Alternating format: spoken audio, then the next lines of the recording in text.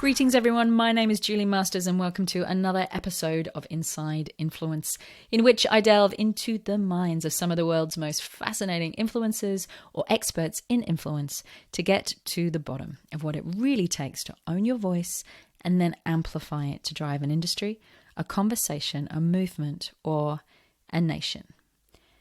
Now here we are back again with the second in our series of, I'm calling them power cuts, which is a terrible name, but I can't think of anything better, mini power episodes where the Inside Influence team, so we can take a bit of a break over Christmas and New Year, reset, re-energize, reimagine what we want to do and what we want to create in the year that's coming. We have gone back through the archives, through the past 3 years of Inside Influence podcast, and picked out some of our favorites, some of our favorite episodes, some of our favorite guests. And then we've taken those episodes and really got laser focused about what is the most powerful tool here? What is the one tool that in the year that is coming is probably going to be the most important one for people to integrate into their world, to nail or to understand? And this is what we bring you. Now, today's power cut is featuring the incredible Marion Farrelly. Maz, as we know her, created, built, and produced some of the most influential reality TV shows on the planet. Shows such as The X Factor, Big Brother, Celebrity Apprentice, Dancing with the Stars, The Farmer Wants a Wife, the list goes on. Her content, the content that she has created, has been watched more than 8 billion times worldwide. And she has put more than 10,000 people on stage who are then watched by hundreds of millions. So, I think it's fair to say that what she knows about making an impact, what she knows about cut through in a digitally distracted age is probably, what she has forgotten is probably more than most of us have ever known. Now, before you roll your eyes, I've said it before. It's important to get real about reality TV. It's important to get real about the influence that it has. In the UK, more young people voted in the final of Britain's Got Talent than voted in the most recent general election. Just try and get your head around that for a second. As a content tool, it exists within and shapes more conversations than the news. And as a force, it has literally redefined the concept of celebrity and shaped an entire generation of attention spans. So that gives you a little bit of an insight as to why not only do I love this woman, but why I think that what she has to say is so important when it comes to understanding the landscape, not only that we are in right now, but the landscape that we are heading into. As we've seen this year, the digital world just continues. Access and attention continues to take quantum leaps. Maz has worked with everyone from Hollywood A-listers to astronauts, politicians, pop stars, cybersecurity specialists. And she recognized one thing very early on in her career, and that is that people who are world-class, people who are charismatic, people who are utterly influential, all have one thing in common. And she calls that thing, unsurprisingly, the X Factor. Now, in this segment of our conversation, you're going to hear her jumping straight into one question. Are you interesting enough to cut through? She's going to talk about the first 30 seconds and why it's so vital to making an impact, how to avoid getting lost in the white noise, and why it is not our job to be interested in you. It is your job to be interesting. And on that note, I hope you have had a wonderful Christmas period so far, and I leave you in the exceptionally capable hands of Marion Farrelly.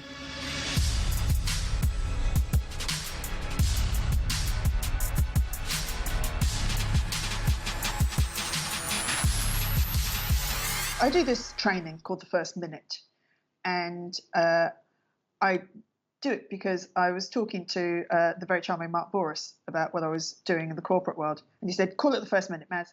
It's the first minute. It's the first minute when you meet someone." In TV, if I don't grab your attention in about 30 seconds, I mean, possibly even shorter than that, you'll probably give me 30 seconds of your time.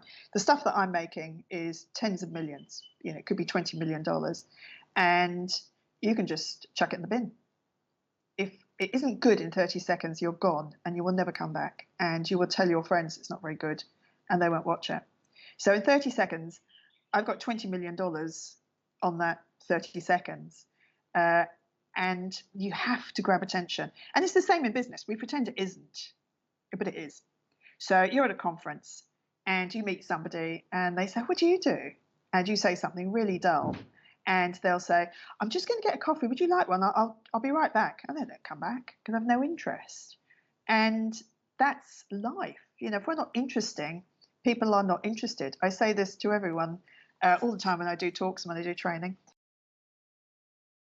It is not my job to be interested in you. It is your job to be interesting. And it sounds like an extraordinarily mean thing to say, but it's wonderfully honest. And it's also brutal for a business to hear. Just because you have a website doesn't mean anyone will look at it. And if you post content and it's not very good, nobody will watch it. And if you publish something that isn't very interesting, nobody will read it. Let's go back to that 30 seconds again, because I'm intrigued. When you're planning out that first 30 seconds, knowing what you know, what has to be in it? There has to be action. The first thing you have to do is, I call it prime real estate. What's your prime real estate? How are you coming out of the traps and engaging me? I did some work recently with some lawyers, and this lady kind of, I do this. And then the sentence that we settled on was, she said, so I am a very senior lawyer, and my job is to keep very senior CEOs out of jail. You go, what a great description of your job. You're not going to, at that point, say to her, please don't tell me anything else, please. I just don't want to know anything else. You're going to say, what do you mean? How's that work? It's prime real estate, and your prime real estate gets you business. If it's not interesting, people aren't going to start a conversation with you, and they have to. And it doesn't mean that you have to come out with an extraordinarily provocative first sentence, but it does have to be interesting. Well, it's breaking the white noise. Yeah. It's taking the brake noise and doing the opposite. Yeah, I ban with clients, and when I used to make TV shows, statements that are the really obvious white noise statements. Can you actually just define white noise statements for me for a second? Because I think it's prevalent. You see it everywhere. You see it advertising. You see it in the way people describe what they do. You see it across marketing, branding, everywhere you look, business cards. So just define what it is. For me, it's statements that mean absolutely nothing because they've been used so often. And because one person says it, everyone says it. So I can't tell you how many companies I've worked with, and I'll say, tell me about your brand. And they go, we're an authentic brand. I say, really? Give me 3 examples of you being really authentic. And they can't really. They go, well, you don't have to be authentic because everyone else is. You can be something else if you want. It's fine. Not everybody has to be. People say, I look at lots of LinkedIn. I do lots of LinkedIn branding with people and just their storytelling. So they're memorable. And I can't tell you how many people start with, I am a passionate, marketing expert with 35 years experience working with the biggest brands in the world. And you think, okay, you and everybody, I'm a passionate ... with X years experience. Doesn't mean you're actually good at it, just means you've been doing it for a long time. So finding your story, telling me why you are different to everybody else, what your unique selling points are, why you're a safe pair of hands. All of these things make you interesting and infinitely bookable. What are your problems? How am I going to solve them? All those little questions that we have to ask ourselves as brands, as TV shows, as people, as educators, as trainers, as everything.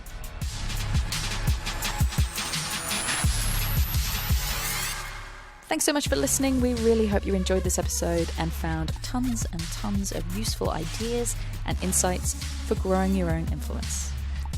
Now, for those of you who want to take the next step in your influence journey, you want to take everything you have learned today and just ramp it up a notch, or you just want to learn more about the power of thought leadership when it comes to growing a business, an enterprise, or spreading an idea, there is now also a research paper that you can download from my website, juliemasters.com.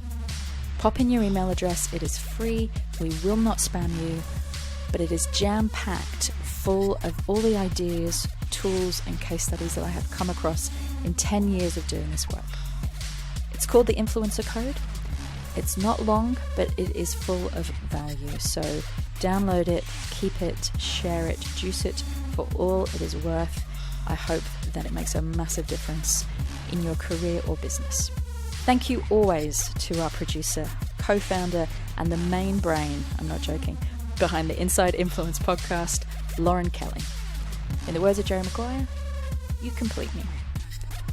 And if you did enjoy the show, then we would love you to share this podcast and leave us a review on iTunes, Google Play, Stitcher, whatever your platform of choice happens to be. And don't forget to subscribe to make sure that you never miss an interview.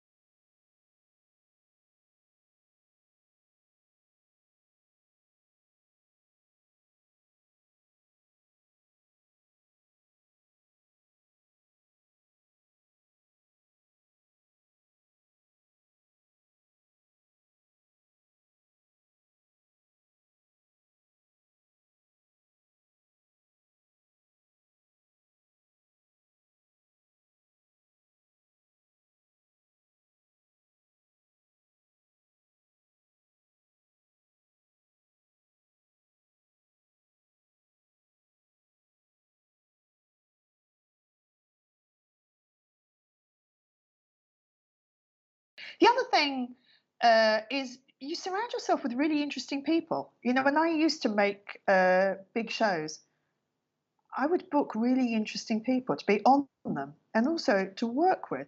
And the teams that I would put together, I really love negative people, which is a strange thing to say. But I love someone in the room who will question every decision I make and say, I don't think that will work. And that's part of hope for the best, you know, but plan for the worst, is by the time it gets to air, by the time it's live, it has to work. So we have beaten the hell out of the idea. We have kicked it around and around and around. We've tried to kill it. And if it's still alive, we'll pitch it. And if it's still alive, you know, and someone's bought it, we'll do another round of trying to kill it. We'll look at it from every direction. What's not going to work? What's not going to work? What's not going to work? And we recut things 1,000 times. We rewrite it 1,000 times. So when it goes to air, you're watching the, you know, for some, if it's the first show, you're probably watching the 60th version of the script. You know, we fine tune it and fine tune it and fine tune it. We are careful about everything we do. And I say this to people all the time when they're branding themselves. Imagine for your website or your literature or your script for your show reel, imagine that I'm going to give you $1 million. Now, I'm not going to do that, just to be very clear. But imagine I'm going to give you $1 million, and then I'm going to take back 10,000 for every word you use. For every word you use, I am taking away $10,000. That's what a script is. It's the fewest words you can possibly use with the greatest impact. And that's a conversation. The fewest words you can use with the greatest impact. And everything you do has to be that. And that is absolutely what television is. There's no fat in it. You know, there's no fat at all. It's just meat. And I would say to everybody, I call it the boring audit. And I do boring audits with companies. We go in and they're always very embarrassed. They go, oh my God, our stuff's so boring. I say, well, we'll sort it out. It's fine. Most people's stuff is really boring. And it's not because they are. It's because they've just done the white noise thing, Julie. They've done what everyone else has done. And when that happens, I can't remember you. And I want to remember you, but I can't. I think a lot of people assume that mastery is complicated. You know, the more complex I can make it, the more I can disagree more. I know. It has to be so simple. But that's the really mastery, right? Simple. The hardest thing in the world is to be simple. Now, my mother is in a care home. She will be 98 on Sunday. She can make stuff really complicated. Like anyone can do that. Taking something really complicated and making it simple is the hardest thing on earth. Describing a TV show in one sentence and getting to the essence of it, telling a story. One of the most revolutionary sentences, you know, for people of my age and younger, is 1,000 songs in your pocket. What a beautiful story. 1,000 songs in your pocket. Not a gigabyte of this with a tera of this and the capacity for and the leading technology. Who cares about that? That's not a story. That's not engaging. It's not sticky information. It's not sticky. But I tell you what, 1,000 songs in your pocket. How complicated and beautiful is that? That's what you have to aim for as a company, as an individual, when you're introducing yourself. So how did you do that? Because you've obviously had to pitch a number of TV shows over time. How do you have a process that you go through where you're like, right, we need to take all of this and get it down into one very sticky sentence, which again, I'll reiterate, most people listening have to do that. You have to do that at some way, shape or form, whether you're describing yourself, your company, your business, your project, whatever it is. How do you do it? I go through a series of questions. The most important ones are, why is it different? You know, why is it different? How do you think differently? How do you think differently about, you know, you and your business? And so I'll tell you a very quick story. I'll tell you two actually. The first one is Mark Boris. And I did the Celebrity Apprentice with Mark Boris. I like Mark a lot, and he's been a very good friend. He's I find him a really nice man. And he tells this great story about Kerry Packer being his mentor. And he said he was sitting with Kerry one day, and Kerry said, and this is when Mark was running Yellow Brick Road, or Wizard, I think Wizard Home Loans. And he said, Mark, what's your business? And Mark said, he was about to say, I sell mortgages. And Kerry said to him, before you say you sell mortgages, to be clear, you don't sell effing mortgages. Do you understand? And Mark said he sat there thinking, I have no idea what this man means. I sell mortgages. And he said, yeah, I wasn't going to say that. I wasn't going to say that I sell mortgages. I wasn't going to say that. He said, I'm just sitting there thinking, I have no idea. I sell mortgages. And Kerry said to him, here's the thing, Mark, you think you sell mortgages, but you don't. You sell dreams. You sell the dream of owning your home one day, and you can move those bricks around any way you want. You can put another set of bricks on top, build an extension. You can hammer into them if you want. You can do whatever you want with them. And then you can leave those bricks to your kids, so your kids have financial security. And I think most people think they sell mortgages, but they have to look at their business in a very different way and realise they're not selling mortgages, they're selling dreams. Because if you're selling mortgages, see previous, I can throw a dart at the wall. So I was walking through Edgecliff Station, and it was I think it's called Legion Day, isn't it, when school kids sell those little badges, and you buy a badge and the money goes to return service people who've been in combat, I think. And this kid was selling the little badges, and I walked past with Smart Steph, who used to work for us, and she said, do you want to buy a badge? I said, no, thank you. And I carried on walking, and I thought, oh, can't help myself. So I went back and I said, you're not selling badges. And she said, no, I'm selling badges. No, you're not. You're not selling badges. You're selling thank yous. You're selling thank yous to people who are far braver than me. People who've been to war for people like me. People who've trained and gone into combat so that I can walk out of my house every day free. I can drive a car as a woman. It's fine. I feel safe in this country. And it's because people who are much nicer than me, much braver, go to war for me. And that's what you're selling. You're selling thank yous once a year to someone who's been to war for me. I said, sell it that way. Ask people if they'd like to say thank you to someone who's been to war. And after the terror left her eyes, she gave me a little nod. And I went for a coffee with Steph, or we went to a meeting or something, came back and I said, how'd you go? She said, sold them all. I said, yeah, that's the difference. And so how are your friends going? She went, oh yeah, still got all of theirs. I said, well, go and tell them, your job is to sell. And we tend to think as businesses, individuals, we think we're selling badges, we think we're selling mortgages, but we're not.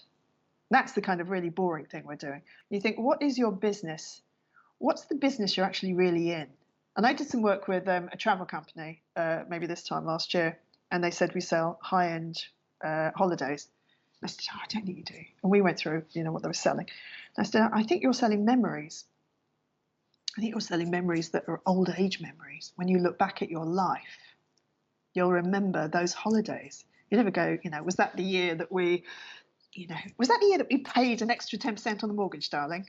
I'm never going to say that. You say, was that the year we went to Venice? We talked about going to Venice. Was that the year we went to Vegas, darling? I said, you're selling memories. And I think we need to all think of ourselves and our businesses in that way. What is the story of your business? Because you're not selling mortgages. And if you are, you're in trouble. Especially now. Especially now. I think that now, we talk about the X factor and what that looks like from a messaging standpoint, what that looks like from a brand standpoint, what that looks like from a person, from a human being walking in a room standpoint. And now more than ever, we need that. You need to have, you and your company, and not you, obviously, because you have it, but every company, every individual needs to have some X factor, and it can be taught. People say you can't teach charisma. Yeah, you absolutely can. And I've spent 30 years teaching charisma. People walk on stage. I wish I had 10% of everyone that I've made a millionaire, because I would be extraordinarily rich. And I've been a star maker, bizarrely. Kind of, it's a byproduct of, the job is that you make people very successful. And the ones that really succeed are the people that understand they have to have that little extra something, that charisma. And you'll see it. You'll go to a conference, in the old days, or you'll be on Zoom, and you'll hear 40 people speaking in a day. And there will be a few people who will cut through, and they will be the ones who are more charismatic, tell a better story, and they are more interesting. And there are 4 things that I like to teach people, and they are the A, B, C, and D. A is your attire. What do you look like? So in the old days when we would go to meetings, the first thing everyone sees is, your first instinct, the first thing that hits me is what you look like. We're visual people. Bing! I take a snapshot of you and I decide who you are. And we do it every single day of our lives. I know I do it because it's my job, but everybody does it. B is your body language. How do you move? How do you stand? And I've done casting. I think I've met and interviewed about 12,000 people. So I'm very fine-tuned with this. So A is your attire. B is your body language. C is your content and your conversation. What do you say? What do you say that's engaging and interesting, that encourages me to want to know more about you? And D is your delivery. Are you smiling at me? When people are doing Zoom, as if you can, whoever it is that you love, whether it's Dolly Parton, your dog, or your child, or your partner, cut out a little photo of them, put them over the camera bit, with a little hole, obviously, in the middle. So when you're speaking, you're seeing someone you love, and you will behave differently. And keep a little smile around, your lips, because you will speak differently. And you'll hear it in voiceovers. People who speak and smile, we feel much warmer towards them. So I think, yes, have a little play with it. So your A, B, C, and D, and yes, over the weekend, just have a think about yourself and think about your wardrobe. What's your wardrobe saying about you? Because it's very important. People don't really think it is, but it's your brand. And you think about the people who I think are leaders. Steve Jobs, that black polo neck, and think about Mark Zuckerberg and the hoodie, and it's very carefully chosen. It's very smart. Just quickly on the body language one. I mean, I don't know about you, but one of the things that I noticed, it's such a simple thing, but made a big difference to my body language, was just I have to remind myself, just lift your chin 2 inches. Just in those moments where you feel yourself getting small for whatever reason, you're about to say something, you're about to get on a stage, you're about to make a scary phone call, just lift your chin 2 inches. And there's a reason, thinking about it now, there's a reason where, my mum used to say to me, chin up, chin up. Yes. Something happens. You just move that chin up 2 inches and something happens. I don't know what it is, but some kind of certainty kicks in. It moves your body so your back is straight and your windpipe is in a straight line. And so this is my voice when I'm slouching, and this is my voice when I'm not. And there is a slight difference in it. When I get people to do voiceovers, when I do voiceovers for shows, I would say to them, stand up, and also stick the voiceover, the script, to the wall so it's on eye level, so you're not looking down. Because when you're looking down, obviously your voice, is contracted. The other thing I think that I say to people, and they always think I'm a little bit bonkers when I say it, is do this every day.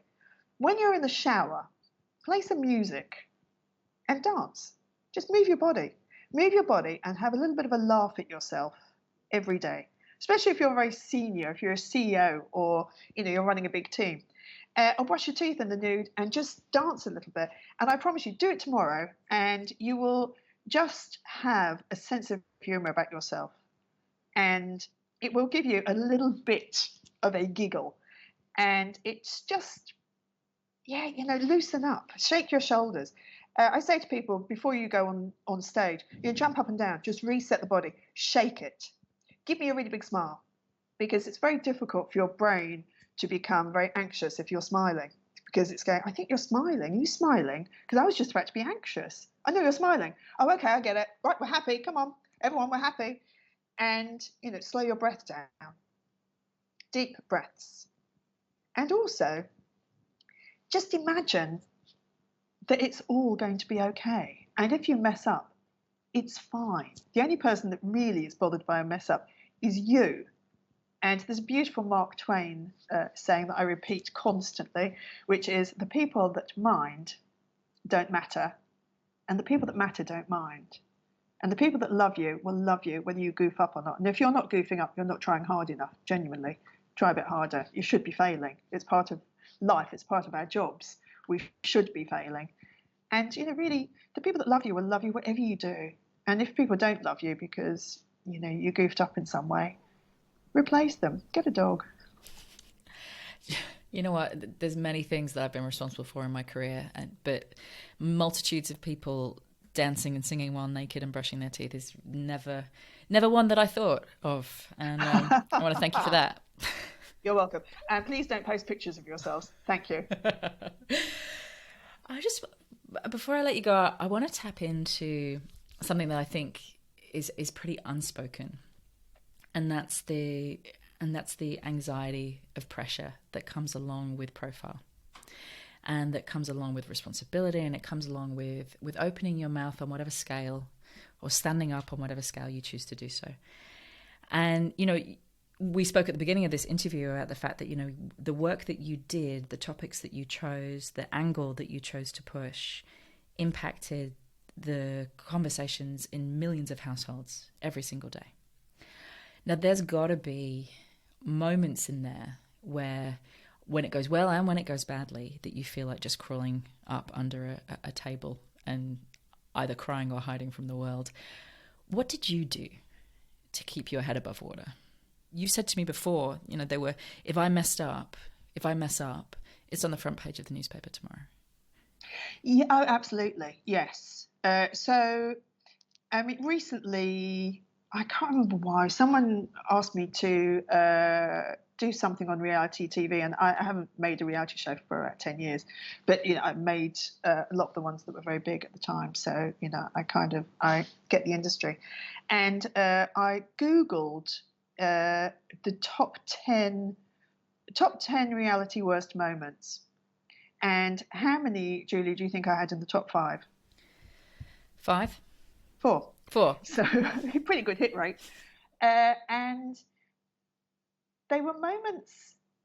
I stand by all of them because I did them.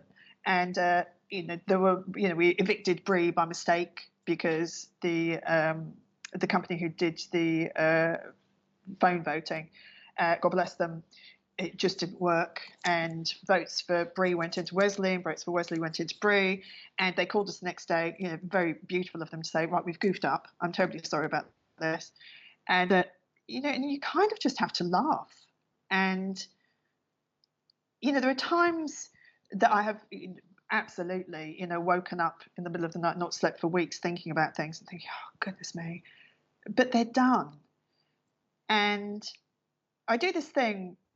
There are a few things that I do that I had to, because otherwise I would have gone absolutely bonkers, because I have, the shows that I made were noisy shows. They were talk about shows, and, stories have gone around the world in, 2 hours. And one thing I do, which I learned from the Vice Chancellor of UNSW, who is a very smart man and a professor 45,000 million times, he said that if something's on his mind, he worries about it 8 times and then he stops. And I'm frowning at the moment because I'm not sure that I'm consciously aware that I'm worrying about something before it becomes almost Titanic in my brain. Well, it's thinking about things. So you think about things and you think, really, if you have to make a decision, I'm very good at only worrying about the stuff I can affect.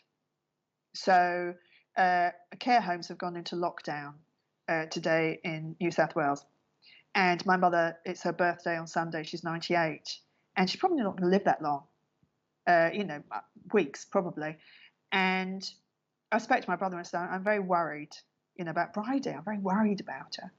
And he said, well, there's nothing you can do. And oh, you're right, so I just stopped worrying about it, because I thought, I cannot affect this, I can't go in. All I can hope is that she's fine. And, if she does die before I see her, she's been very loved. She's the best mother anyone could ever have. And all you can do is think, okay, so that's it. I can't affect this behaviour. I can't affect what's going to happen. So I'm not going to think about it. I'm going to use that time and that attention on something that I can affect. So I'm quite clear about stuff like that. I'm quite good at not really caring about the opinions of people I don't know. I care about the people I care about. But if somebody doesn't like one of my shows, I think you're very, very welcome to turn it off. Absolutely turn it off. Everyone has a remote control. Just don't watch it. It's fine. And I think people behave badly sometimes because they're having a bad day. So I try to be as understanding as I possibly can and as compassionate as I possibly can. And I probably wouldn't watch most of the shows that I've made. They weren't aimed at my age. So, people go, I'd never watch Big Brother. I should say to them, well, you shouldn't really, because it's not aimed at you. But you probably watch Q&A. Go, I love Q&A. You're brilliant, because that is aimed at you. So I'm very pragmatic about it. I think not everyone is going to love me, which is astounding, I know. But, I think I'm a good person. I try very hard to be a good person. I have a strict moral code that I keep to, because when you are dealing with people, you have to have a very strict personal moral code that you think, I won't do this, I won't do this, I won't do this, I won't do this, I will do this. And when you look after people and you're a leader in any way at all, you have to put yourself second and put the people in your care first. And someone taught me that very early on, and I take it very seriously. In terms of moral code, have there been any moments, and you can either go into them or not, have there been any moments where you've thought during your producing time, we shouldn't push this any further, either an individual or a moment in time where you thought I could push it further and it would probably make more compelling television, but right now I need to make the decision to not push this? Oh, yeah, I mean, every moment of every day.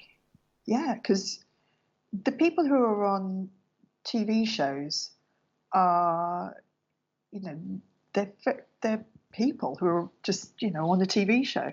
And if you wouldn't do it off a TV show, you shouldn't do it on a TV show. It's absolutely no different. Would you treat, your pal like that? And if the answer is no, then certainly don't treat the contestant like that.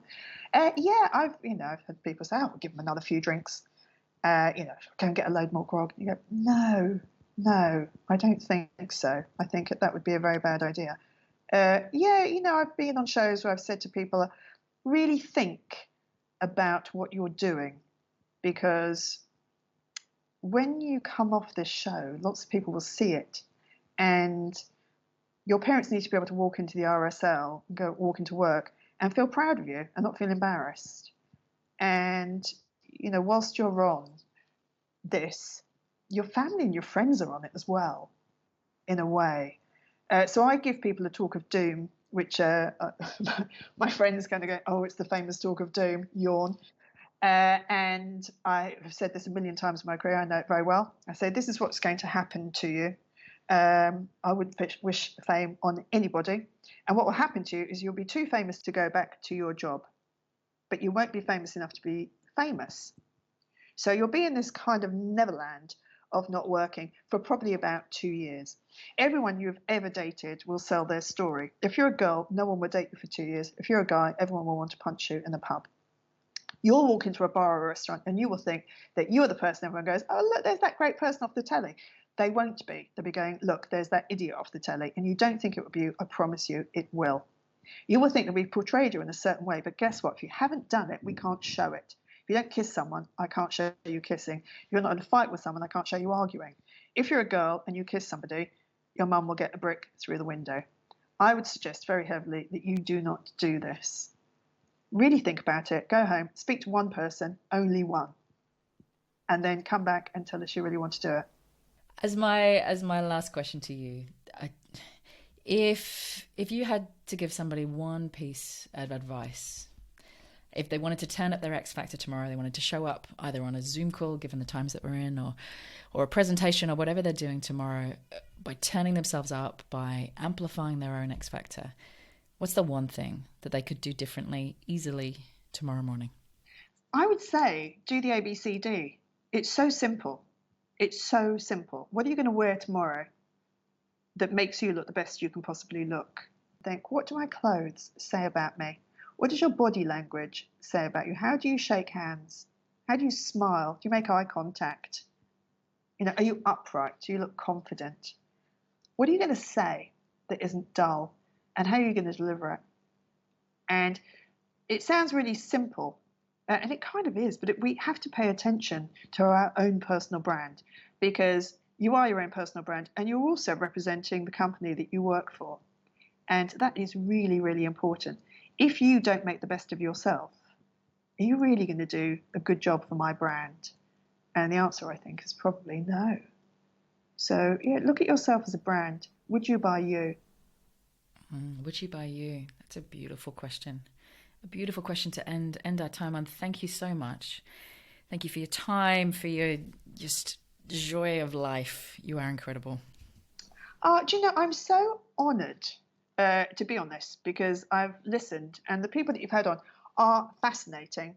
And the thing you do so beautifully is you ask really interesting questions, and you give the people that you're speaking to breath and time. And it's really lovely. Your podcasts are brilliant. I'm honoured. Well, right back at you.